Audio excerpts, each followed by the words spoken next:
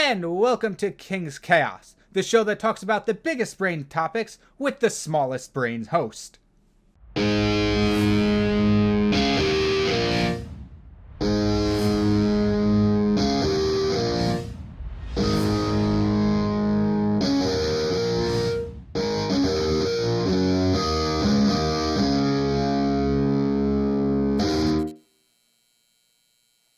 Hello all, and welcome to another episode of King's Chaos. I am your host, Kyle Pepitone, aka the Kyng-Pin parentheses of Spades, and joined with me here I have a special guest. Yeah, what's going on, guys? I'm Kyle Forcini, joining Kyle's show today. Looking forward to it, and hopefully we can give you guys some cool information that you didn't think about before. Hold up, your name is Kyle too? It is. Oh no. I know. My brain can't handle something of this magnitude. But speaking of which, speaking of brains and all that, that is what we're going to be talking about today. Kyle here, not me, other Kyle, is, he came to me, well, I asked him to be on my show, and he came to me saying he was interested in, like, psychology and stuff like that. And I am too, I just don't actively study it, I guess you could say. Like, as I've mentioned several times, I'm an animation major, so academically I'm not studying any psychology, but it's always been an interest of mine. Yeah, so academically, I'm technically not studying it either, but it's just something that I'm fascinated with on my own that my friends and I talk about a lot. Yeah. And so it's just something that I'm always interested in. It's like it's things that I don't really have the answers to when I'm looking stuff up. So I just find it really interesting. Right. And then so I thought it'd be a really cool idea just to bounce some ideas back and forth for an hour about. Yeah, totally. And this is actually a pretty good topic to talk about because if you haven't noticed, actually I will ask, have you noticed like the whole Among Us meme going around where people seeing the thing and everything? Yeah, so I hadn't noticed it until you sent me that. So I was doing some research before the show and I looked it up and I saw in the trash can people seeing like the Among Us character in that, and I was looking at it like, holy crap, like that's freaky. Like it looks like that. I know. It was psyching me out for a little bit. I know. Like people I see like the posts and stuff and people look like they're getting genuinely mad about this. And like when I'll see it in me, I'm like, "Oh my gosh, it actually does look like that." That's kind of funny. But I actually found one myself. Like I recognized the pattern in something myself, and I'm like, I can see how people are getting mad at this. I was listening to some music. It was this band called the Glorious Sons and their EP Sometimes on a Sunday.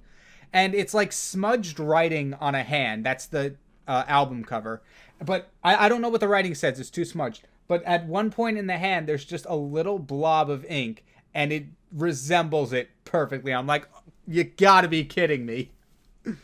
Yeah, I haven't seen that. I'm gonna have. What was the band? Can I look it up real quick? What was it called? Yeah, it's again? called. The band is the Glorious Sons, and the EP is Sometimes on a Sunday. It's absolutely insane.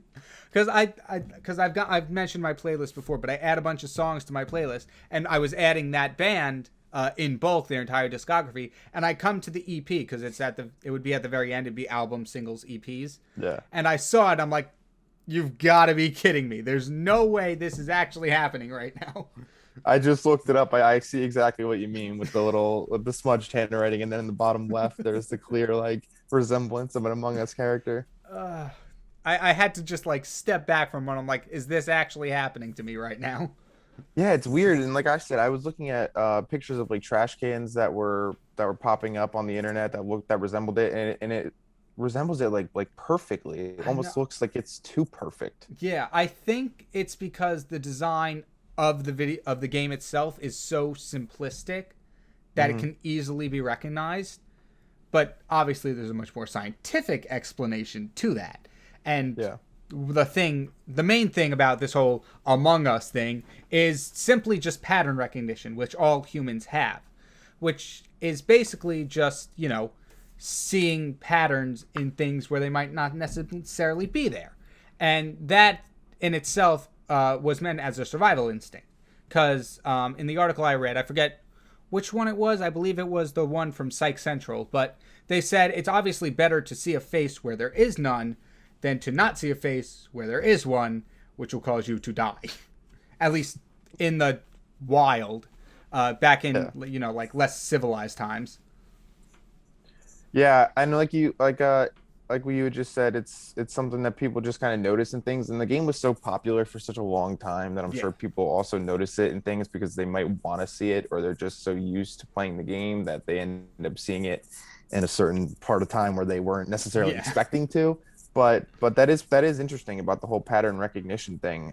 That's something that I had known about before the show, and I was reading up on it before we came on the air. Right. Um, and it was just super interesting stuff. And the brain itself is just such a complex thing that I'm so fascinated by. Exactly. It's like insane. And like this isn't the first thing of pattern recognition that humans fall victim to. It's like I said before, recognizing the faces and things they're not. A whole thing about human psychology is we're always looking for faces where there isn't thing. We see them in like washing machines, coat hangers, Hmm. um, garage doors. Like when the windows and the door are lined up perfectly, we're like, hey, that's a face. Nope. Have you ever like seen them in clouds too before? You look up at the clouds and you can see faces or something Yeah, a like little that in the bit. clouds. Yeah, Yeah, and I that's that would be another thing, like recognizing like shapes in clouds. Like, hey, that's a dog. It's yep. clearly not, but Yeah, exactly. That's what I had immediately thought of when I was reading about pattern recognition. yeah, I was just looking at it and I immediately just thought of like seeing like a face or something in a cloud when obviously it's clearly not.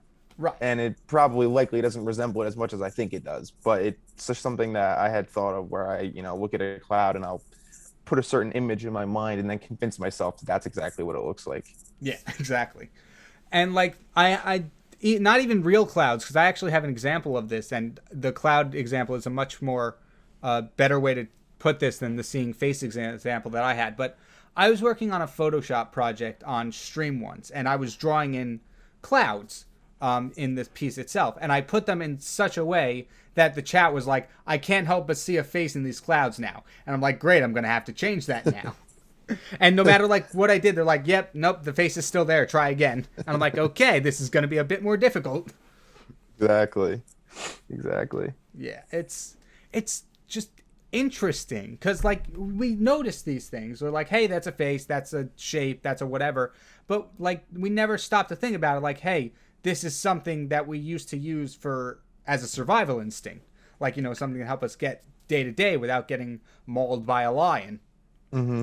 Yeah, that when you brought that up, that's something that I think is really interesting and fascinating. I didn't know that that was based off of like survival instinct. Yeah, Because obviously now you just see a face in something, and maybe I know a lot of times like maybe you see a face in something, and maybe you're longing for something, and it reminds you of it. You know what I mean? Like you're right. just looking for some reassurance, and that's why you might see something Yeah, that's not actually there. But the whole survival instinct thing was really really fascinating because obviously now we don't really have it for that, but that's where it originated exactly. from.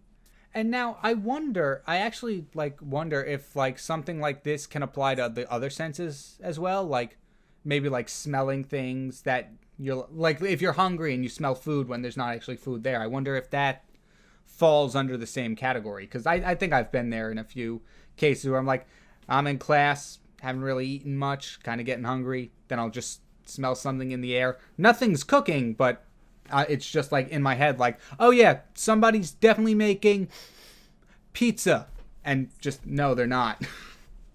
Yeah, and it's like you ever have like you're bored or something and you think your phone's vibrating or you think you heard your phone ding but you didn't actually hear it. Oh, That's the that's phantom a rings, classic yeah. one. Exactly. Yep. I've had And that it happen gets before. for me, it gets weird too because me and my sister share a bathroom, and it's right next to my room. So like whenever she's in there, and she's a lot more popular than me, so she'll get a lot more messages.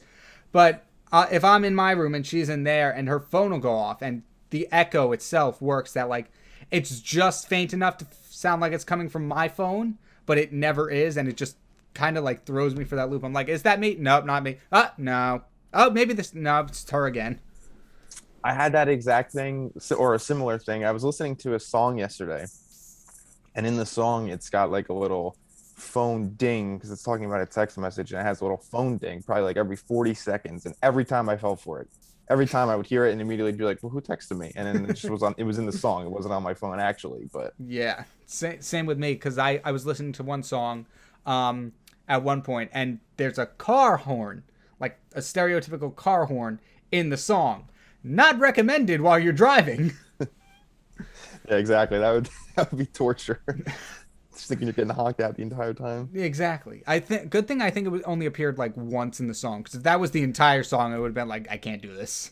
Oh yeah, that would have tripped me out. And I was actually driving when I was hearing the phone ding too. Oh, So not a great thing when you're driving. I kept thinking like, what the heck's going on? I don't think I yeah, even have my. I think I have my phone on vibrate. Why is my phone dinging? But of exactly. course, it was none of that. It was just in the song. Right. Yeah. It's weird like that, isn't it? It really is. It's I don't know why the brain like so you would think after the first like two or three times in the song where the ding had happened, my brain would like consciously pick up the fact that it wasn't actually my phone, right? That it Yeah. was just in the song. I've heard it three times. I should know that this isn't my phone. And every time after that, it still tripped me up. And I just thought that I just thought it was my actual phone. Yeah. It's just weird how that works. I think in condition not conditions, but like situations like that, it's some I think it refers to conditioning. Like it's been ingrained in our brains like this sound means somebody's looking for us in a sense. So I think like even though you heard it 3 or 4 times, and I'm no scientist by any means, this is just speculation. But I think even though you heard it a couple times from the song, your brain is still conditioned to think this sound means text message. And Exactly. obviously not just you, but like all of us. Yeah, it's like how you know how like the bell, if you were to hear a bell at any point in time, you're just like conditioned for that to be like you're supposed to leave class because that's in high Right. school. You always heard the bell, and that was what made you leave class. So that's another just example of something that is conditioned in your brain to kind of trigger something, and that's just immediately what you think when you hear it. I mean, yes, but in my case, it's not the bell that dismisses me. It's the teacher saying we could leave class that dismisses me. Well, then you're a very good student. I'm sure your teachers all loved you. Maybe. I mean, I think some might have. But another, we got off of pattern recognition, but another thing that this Among Us thing relates to that I didn't actually know, because the pattern recognition, I kind of put two and two together after looking at the internet for a while. I'm like, okay, this makes sense. But another thing that I didn't recognize, which I had learned in an art sense like a year ago, but it actually relates to simulacra as well. And this comes from Jean Bouillard's Simulacra and Simulations from Stanford. And it says simulacra has 4 stages, and it relates to the 4 stages of the Among Us. The Among Us, you know, the game, seeing people Yeah. from the game in the thing. But so the 4 stages are: the image is a reflection of basic reality, and this is roughly quoted from the article itself. But the image is a reflection of basic reality, which would be the game itself, Among Us, the game. Next, the image marks basic reality. So that's when we start seeing not the actual patterns, but Among Us, in our culture, it would be Among Us memes. People talking about like, oh, haha, when somebody is sus, something like that.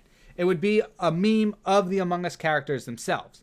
Next would mark the absence of basic reality. This is when we start seeing patterns in the trash cans, the fire drills, bags of chips, anywhere people have seen them recently. And then finally, the image bears no relation to reality. So this would be something completely obscure that bears the slightest resemblance to the Among Us characters. And the example I saw while reading this was a thumb, like how it's kind of shaped like that. I don't see it, but I guess that's the point. That it wants you to relate it to an Among Us character. I didn't understand what you meant at first, and now I looked at my thumb, I kind of see it. It kind of does have a little bit of a resemblance to it. And that's the problem. It's so ingrained that even the slightest thing, we're like, wait a minute. I never once thought of it like that. That is really weird. And immediately when I looked at my thumb, because at first when you were saying that you were bringing up the thumb, I didn't know if you meant it looked like an Among Us character. So I looked at my thumb and I was like, he definitely means that because my thumb looks like one. It's I can't, and I understood this before, but going through the scientific backing behind it, I slightly understand why people are losing their minds over this. Yeah, it's weird, man. I mean, I'm sure, and now, and you know what else I thought of too, is just now, is that So I hadn't really seen the meme until you brought it up. Now that you've brought it up, I've seen the meme like twice in 2 days. Right. Isn't that funny how that works? Where like immediately when something gets brought up, you start seeing it more often. Yeah, I don't exactly. know. Maybe it's because I'm looking for it and I'm thinking about it, Right. but it's just it's trippy that that's how that works. Because I Yeah, I probably know would have never exactly. seen it if I hadn't heard it from you. And then now that I've heard it, I just see it all the time. Yeah, I've seen that before. I'm like I'll start watching a show, and then I'm starting to look more and more about social posts. And I'm like, this show is getting really big. Really, I'm just seeing more of it than I did in the past. Exactly. Yeah, I had that happen where so I was a huge fan of The Sopranos, a TV show that ran from like 1999 and 2007, and so I Right. had watched it last year. And then all of a sudden on Twitter, I was seeing all these accounts about The Sopranos and they're popping up on my Twitter feed. And I was like, this is weird. Like, I had never seen them for the 20 years that I lived before this, never saw them. Exactly. As soon as I watch The Sopranos, they just pop up everywhere. It is a little bit weird, but I think that also might have to do with like the algorithm and stuff. Like Yeah, you yeah. started watching it, now you're coming, like you're looking at one or two, and then now you're getting more and more. Yeah, it's definitely just about the algorithm. I'm sure at Yeah. some point I had, liked something on there that was related Right. to it, and then they start just pushing that towards you the entire Yeah. time they're on social media after that. So, But the thing is, it's different. Like this thing works the opposite way too. And like video games, let's say like you're looking like you're not looking for any specific vehicle, and that one specific vehicle is all over the place. But the minute you have to find one, they're nowhere to be found. It's so interesting because it's the complete opposite of what we just said. yep. Yep, that happens with me all the time. Just like when you don't need something, it's there all the time. And then the minute, like you said, the minute you're like consciously like, oh, I need to do this, get Gone. nowhere to be found. It just vanishes. it's it's weird because now we're talking about it working both ways. Not noticing something, then noticing it, noticing something, then never noticing it, or Yeah. never being there. And like I said, that could also contribute like noticing more posts is part of the algorithm of social media. That could be, well, in a game perspective, that could be part of the coding of the game just to make it a little more longer or harder. Yeah. Yeah, it's definitely just like you said, it's weird how it goes both ways. Like Yeah. you don't see something and then you see it all the time, and then you see something all the time, and then literally just out of nowhere it's gone. So Yeah, like it's what makes that distinction? Like when do yeah. we know, hey, we're seeing this more often, and hey, we've never seen this in a while? Because I'm sure you've been in that situation. Like you go on normal day, and then you realize, wait, I haven't seen such and such or so in like 3 days. Yeah, you made a good point there when you just said like how do we make that distinction, right? Because at some point your brain doesn't realize you haven't noticed something for a while, and then it Right. picks up on it, like you said. Then it's like, well, I haven't seen this in a while. Why is that? So I don't know when exactly it makes the distinction, but now I'm fascinated by it, and I'm gonna have to research it because now I want to know, like, why Exactly. does that happen? It is like so weird, and like I don't want to hark on this Among Us stuff, even though we got way off that, just in case people start seeing things. But you brought up some things that you wanted to talk about too. So why don't you talk about one of those before we move on to something else I said? Yeah, so I was in Vermont last week. I was snowboarding with my brother, Oh, and we were nice. on the drive up there, and we noticed as we were driving up there. So we're from southern New Jersey, where it's all flat land, no mountains, no anything, just farms and flat land. Right. And so we're on the drive up there. And we're driving through these mountains in like New Hampshire and Vermont. And my brother looked at me and he was like, because I was talking about how cool the mountains looked. I was like, these are awesome, like they're so fascinating. And he was just like, why? Like, why are they so interesting to us? They're Right. just another landform. Like, why isn't this flat land that we live in so more like interesting to us? Why are people naturally like attracted and fascinated by mountains? And so I did a little research on it, and there really wasn't a great explanation for it. Right. But the article had explained basically that the environment of the mountain kind of seems wilder. And I think it's something for me personally too. It was something that I'm just not used to seeing. It's a little out of the ordinary. Yeah. So something like that intrigues me. Um, and it said that people are fascinated by them also because of the fact that it's an environment not many people live in. So we almost see them as like a fantasy in a sense. Like you're Right. not ever going to live there, but if you might be there for a short period of time, but you're not going to have an extended stay there. So it was just something that I was wondering, like, why does my brain see a Right. Yeah. mountain and automatically like long for it and like, wow, like I wish I could get to the top of that, you know? Yeah. I get. I think that whole get to the top of it thing, like you were saying, is like the physically challenging thing of it. Like, Yeah, hey, I might not be able to do that, but think of what would happen if I could. Because that's a exactly. thing not everybody could do. Like, not everybody can reach the top of Everest or any mountain for that matter. Yeah, I don't think I'm ever reaching the top of Everest. Yeah. Yeah, I mean that is a hard Not one. many Yeah, people can. yeah, no, that Yeah. is true.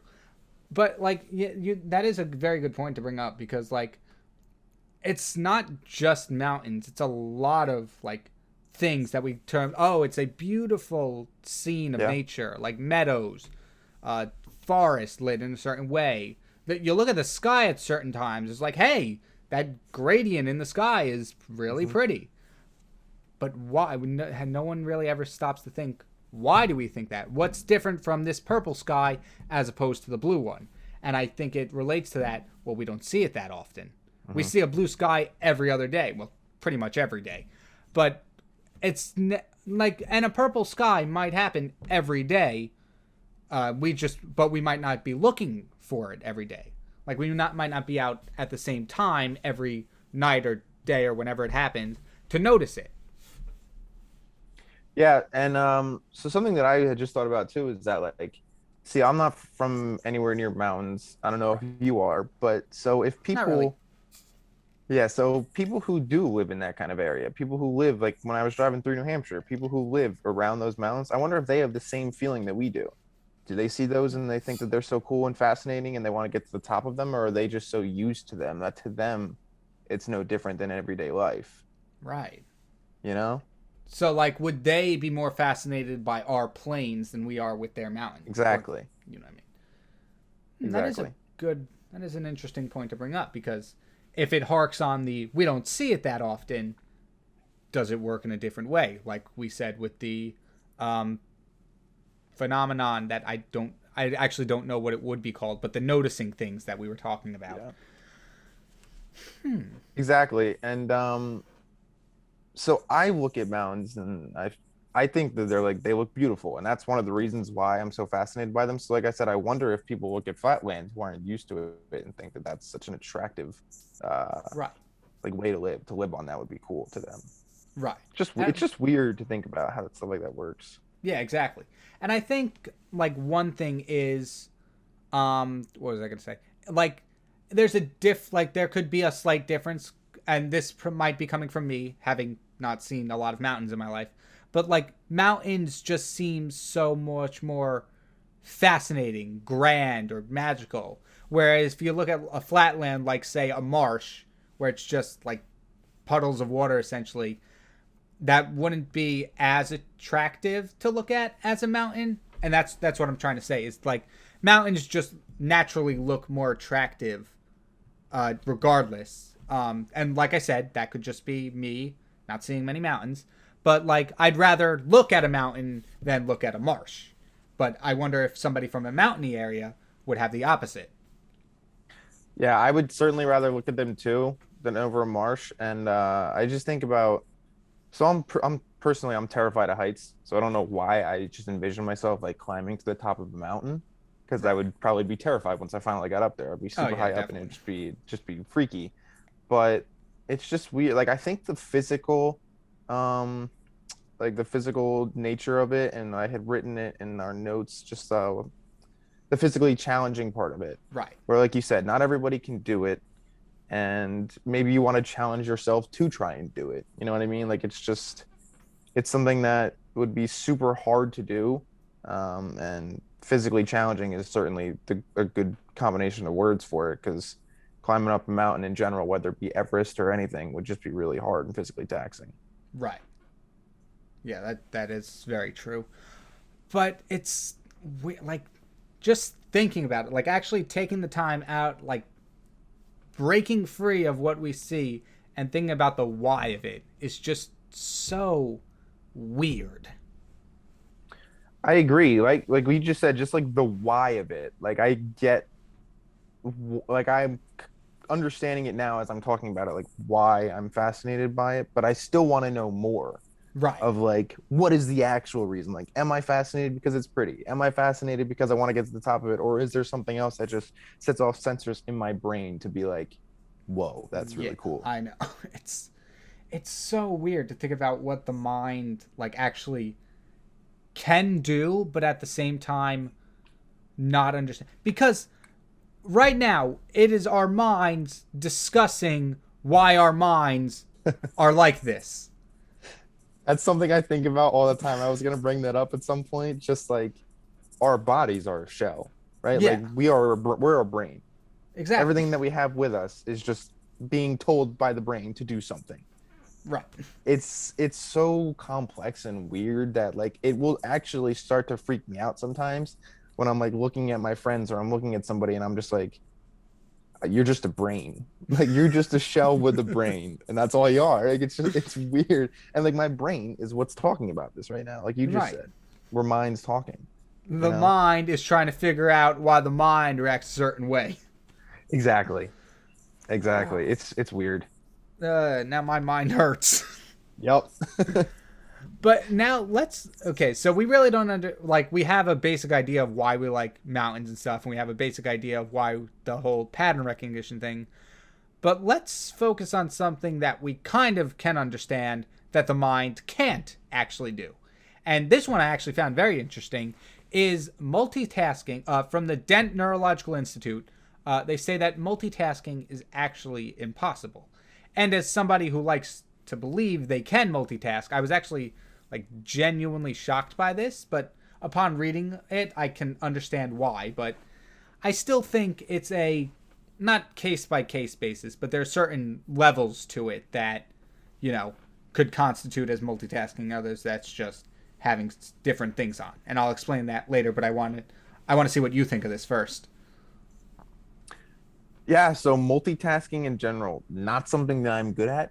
And maybe that's because you're not supposed to be able to do it. It's something that I'll get distracted by one or the other. Right.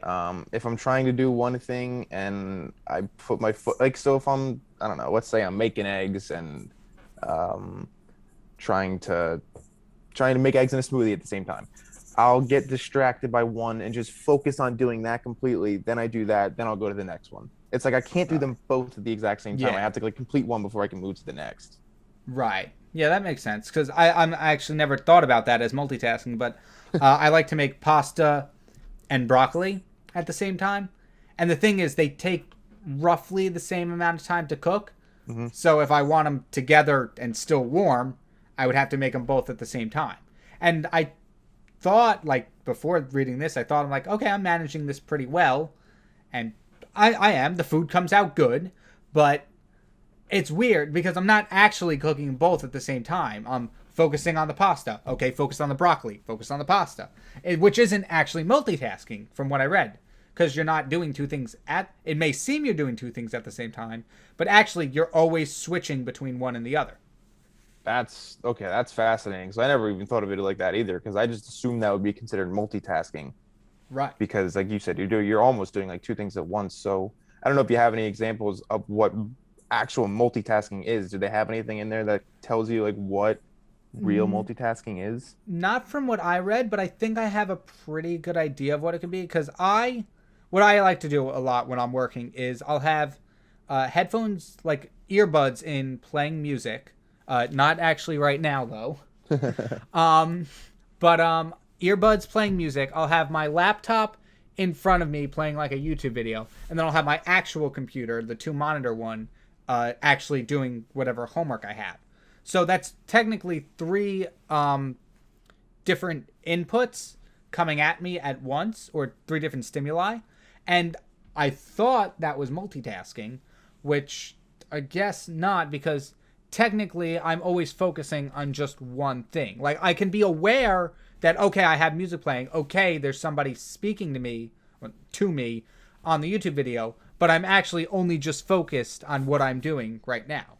And that's actually really interesting because Like I'm aware that I don't hear everything going on in the video. I don't hear every lyric of the song, but I'm just aware of them. And I think that's where they're drawing the line. There's a difference of being aware of something and physically doing multiple things at once. I was going to ask you that. I was going to say, so when you're doing work on your monitors and you know you have music playing, but are you picking up the words of what's actually being said, or does it just sound like sounds in your ears? You know what I mean? Because you're focused on doing one thing. Right. So it'd be hard to like write something while also consciously listening to the lyrics of a song, because then I feel Exactly. like I just end up writing the lyrics of the song on the paper. Right. Yeah, it's the thing. Like it turns into background noise, but every so often my mind will switch to it, and then I'll fully hear the actual lyrics. I'm like, wait a minute, I'm now listening to the song, and this is good. Because before it's like, okay, noise, noise, noise, noise. The chorus hits. I'm like, hey, this is a good song, and then noise, noise, noise, noise, noise. I've absolutely had the same thing happen to me before, where like I'm doing the work. Let's say I'm like you said, I'm listening to music in my headphones and I'm typing on my laptop. And when I'm typing, I'm not thinking of the music. But at some point, and I don't know what the point is, at some point it changes over to where then I have to stop typing, listen to the song, be aware and conscious that I'm listening to the lyrics of a song. Then that goes back into the backseat of my brain, and then I start typing again. Exactly. It's weird how it switches, and I'm not sure why it switches, but at some point it just does it itself. Yeah. And I think that's where they're saying the danger comes in, because the article I read from Dent Neurological Institute says research shows when multitasking, research shows your error gate goes up 50% and it takes you twice as long to do things, end quote. So basically, if I didn't have, according to what they're saying, if I didn't have 50 things going at once, I'd get my work done sooner. But then again, if you apply this same logic, if I didn't cook the macaroni and broccoli at the same time, they would cook faster. Which I think that's a flaw in logic right there. Yeah. Huh. Well, I definitely agree with the work part of it, because if I was doing schoolwork and I had a million things going at once, I know I know it's just, for me it wouldn't work. It would take me forever to do it, because I'll just get distracted by any little thing. But that's interesting what they said about the food, or what you related to it about the food. You know what I mean? Yeah. I mean, I was just joking that case, because obviously the food. I mean, the box itself says cook for this many minutes. If I don't multitask, it's not going to make it go faster. Yeah, exactly. Right. Exactly. It's just so it's weird to me too that multitasking is not always what I thought it was. You know. I know. Probably said I'm sorry, I'm multitasking something a million times in my life, when in reality I'm doing two completely separate tasks and consciously differentiating between the two. I'm not doing them both at the same time. Exactly. Like going off of my earlier example, even when I'm eating, and this is going to sound really bad, but I'll have I'll have one earphone playing the music from my phone and another one hooked up to my computer playing the video.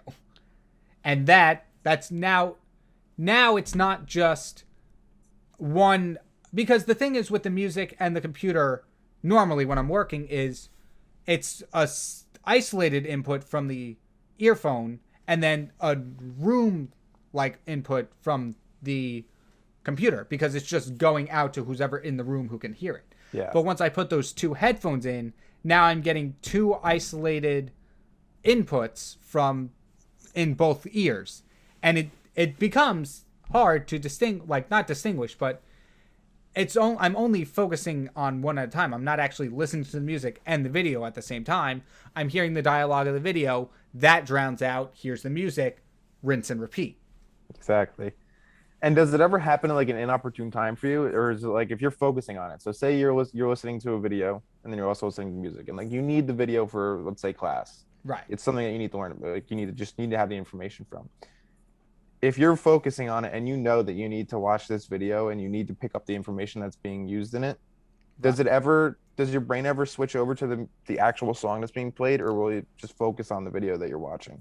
I think sometimes it does, but like I think it does that more when I'm not watching a video for a work-related or school-related assignment. Like if I'm watching a video for fun, I think that's when it switches, but unconsciously switches more. But when it's like a school thing, I'm like, I know I need to do this. The music's secondary. It's just background noise and will remain background noise for the X number of minutes this video goes for. I think I would have the same thing there. Like you said, if I know that it's something that needs to get done and something that I have to do that's important for school, I think that my brain would drown out the music that's being played. Right. And it might be good for the background noise. Like I know that I'm hearing it, but and Yeah. maybe it'll make me work better. But it's not something that my brain's solely focusing on where that's what I'm picking up. Exactly. And I think that's also really interesting that your brain can like differentiate between that. Like you know that you need to have work done, so your brain's like you can't listen to what's in your right ear, only listen to this information that's coming in the left ear. You know? Exactly. Now the only difference is when a song that you know the words to comes on. Then it's like, okay, no, we're listening to this now. Yep, I feel that. I feel that. 'Cause then you got to sing it. Oh yeah, oh 100%. Of course, of course. It's like an obligation. Does your brain? So does like, if you know the words to a song already, and this is getting a little off topic, so I'll just be quick. But if your brain knows the lyrics to a song, are you just like naturally more inclined to listen to it than if you didn't know the lyrics to a song that was being played? I think, well, I'll say two things on this.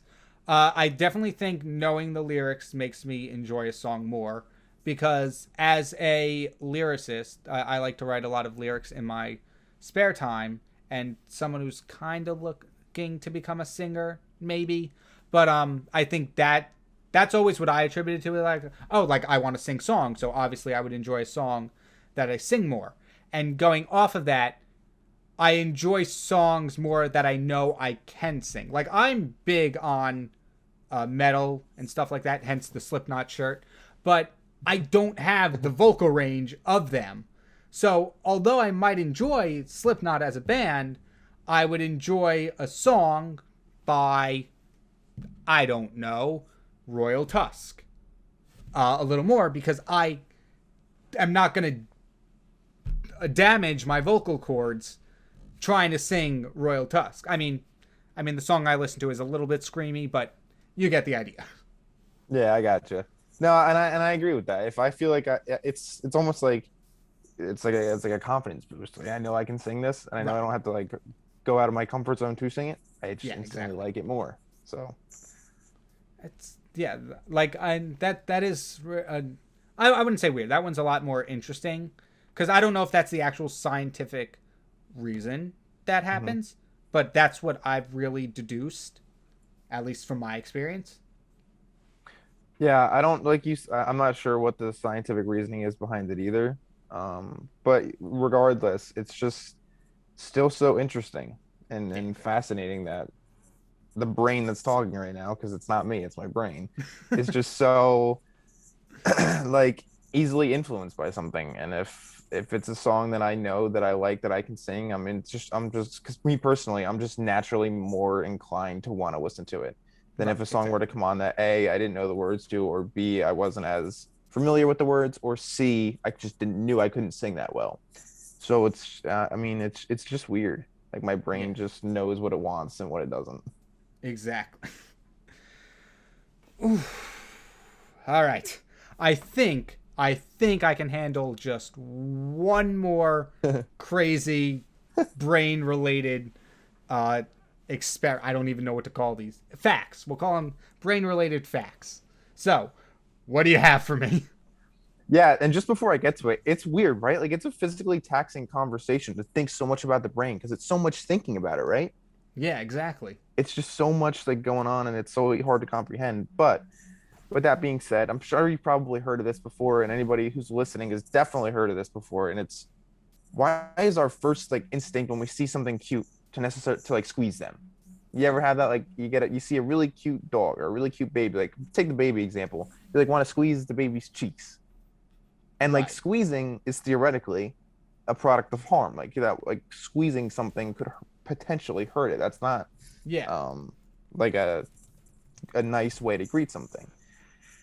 And so I was wondering why that is. And there was an article I was reading, and it was talking about how it's called cute aggression, and it's the brain's way of coping with like an overwhelming response that occurs when two powerful brain systems are triggered.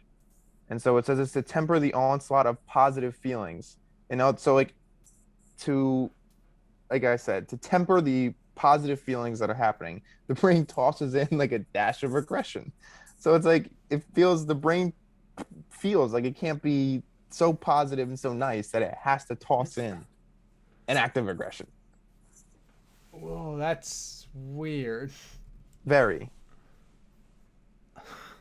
Hmm. Like I know what you're saying. Like I know that feeling. Like, oh, it's so cute. Let me just pinch its cheeks or something. But I didn't like this cute aggression thing. Is so I don't know how to react to it.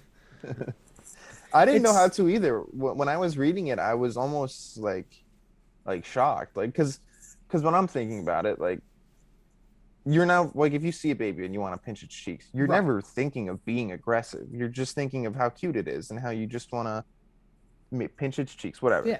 But like you're not aware that your brain is essentially throwing in the squeeze its cheeks thing as like a sense of aggression. Yeah. You know, like you don't think of it like that, but it's just it's what these scientists in the article that I was reading had come up with, and I was just as shocked as you are when I read it. I I I've got no words. It's just that's probably the most baffling thing out of everything we've gone through today. Because like I was able to somewhat understand all the other ones: pattern recognition, the physically challenging, multitasking impossible. That's all well and good. I understand that. Wanting to actively, well, not actively, but having aggression towards something cute, I just do not understand. It's just it's beyond me. I'm no scientist. I cannot understand something this out of this worldly, at least to me. It's just as weird to me, and I think this was a tough one to end on because now our brains are completely mind blown. Yeah. So, Oh, just wait. We've got an interesting one coming up in the egg segment. um, but yeah, like I had said before, it's just it's odd that I'm not like my brain doesn't feel like it would ever harm something like that, but it tosses in, like I said, that little dash of like aggression for whatever reason. Like I don't know. Like you don't feel any aggression towards the subject, but your brain is like sending you waves or telling you to some degree, which just is so unfathomable for me because I'm not an aggressive person. Right. So it's just, like it's weird to even think like that. And then especially not when I see something that I find so cute. So it mind blew me crazy when I was reading it. We've just spent the last 50 odd minutes talking about the human brain and its inability to understand its own functions. Let that sink in for a moment. And I am Kyle Pepitone, aka, yes, the Kyng-Pin parentheses of Spades. I did not forget my own name there. And I am joined with another Kyle, an even bigger excuse that I should not have forgotten my own name. How have you been? I'm good. Certainly drained a little bit of the whole mental conversation. It was just it was a lot of fun actually. I'm not gonna lie. Yeah. But it was certainly a lot to take in and a lot to try and understand. Oh, totally. You better get ready for this one then. As we move on to our end segment of Thinking Cap. And welcome to Thinking Caps. And as we know, not all facts are technically true, and a certain drink company has been known to maybe not include all their facts or all their bottle cap facts as true. But that's the point of this segment, in which we discuss a fact and see if it's true with a little bit of research. And here we go. I have not been looking forward to this one. Okay, so the fact is sphenopalatine ganglioneuralgia is the technical name for brain freeze. I'm just going to spell that out real quick, just so we all know what kind of word this is. Sphenopalalatine space ganglioneuralgia. Definitely Having never fun heard yet? that before. Definitely never heard that before in my life, and just did a quick Google search on it when you were spelling it out. Does say it's brain freeze. Yep. So that's That's a really, really long way to just say brain freeze. I wonder why people call it brain freeze. Yeah, it's a good point. I'm sure that nobody wants to say that super long word that I'm not going to try to pronounce. When No. you can just say brain freeze. Yeah, I when I first looked at this cap, I'm like, oh boy, that's a long word. And then during the break, I'm like, I don't want to make a total fool of myself, so let me just hear how it's said a couple of times. And I am going to put the Google Translate saying the word in the audio, just so you know exactly what the word is without me stuttering. Sphenopalatine ganglioneuralgia. One more time. Sphenopalatine ganglioneuralgia. Hey, I'm getting the hang of it. Yeah, that was pretty good. That was no stuttering. No, that was like you knew what you were talking about. Thank you. So it's got to be a Snapple cap, right? That it's on. They're the company that I just think about all the time. Yeah, exactly. But, It is Snapple. But honestly, like I wouldn't say it's an interesting fact. It's basically just that here's another word for it. And there's really not much to discuss about this one. I mean, that one's a simple Google search. Hey, what is brain freeze technically called? Boom, you got every letter in the alphabet. Yeah, literally. Okay, there's not as many G's as I thought, but it's like 3 G's in one segment of the word. It's insane. Yeah, I don't know why it needs to have that super drawn out name.